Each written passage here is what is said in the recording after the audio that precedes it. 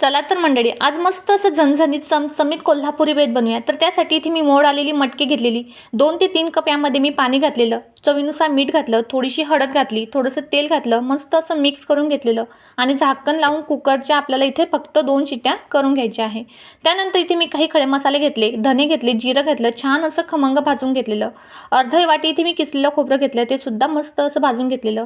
1 चम्मच तीळ आणि 1 चम्मच या ठिकाणी मी खसखस घातलेली आणि ते मस्त असं भाजून घेतलेलं. संपूर्ण साहित्य छान भाजून झाल्यानंतर ते काढून घेतलेलं आणि त्याच पॅनमध्ये 2 छोट्या आकाराचे कांदे भाजून घेतले, टोमॅटो घातलेला, तो सुद्धा मस्त असा मऊसूत होईपर्यंत भाजून घेतलेला. अद्रक लसूण घेतलं, ते सुद्धा छान असं भाजून घेतलेलं. संपूर्ण मसाला गार झाल्यानंतर मस्त असा मिक्सरला थोडंसं कोथिंबीर टाकून बारीक असं इथे फिरवून घेतलेलं. मसाला सुद्धा मस्त असा बारीक झालेला. साईडला जो कुकर आपण ठेवलेला होता त्याच्यासुद्धा 2 शिट्ट्या झालेल्या आहे.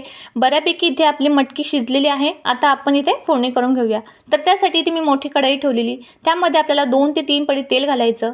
तेल गरम झाल्यानंतर 1 चम्मच यामध्ये मी मोहरी घातलेली, ती छान तडतडल्यानंतर 1 कढीपत्त्याची काडी घातलेली, 1 कांदा इथे मी बारीक असा कट करून घेतलेला तो घातला, मिरची पावडर, हळद घातलेली, मस्त असं परतून घेतलेलं.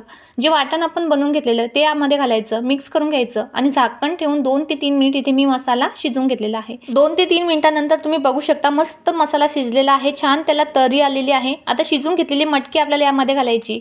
जेवढी आपल्याला पातळ हवी आहे तेवढं यामध्ये मी पाणी घातलेलं, मस्त असं मिक्स करून घेतलेलं. चवीनुसार आपल्याला यामध्ये मीठ घालायचं, थोडासा कोथिंबीर यामध्ये मी घातलेला आणि 4 ते 5 मिनिट इथे मी छान अशी उकळून घेतली. तर मस्त इथे आपली तर्रीदार, चवदार, झणझणीत कोल्हापुरी मिसळ तयार झालेली आहे. रेसिपी आवडल्यास सबस्क्राईब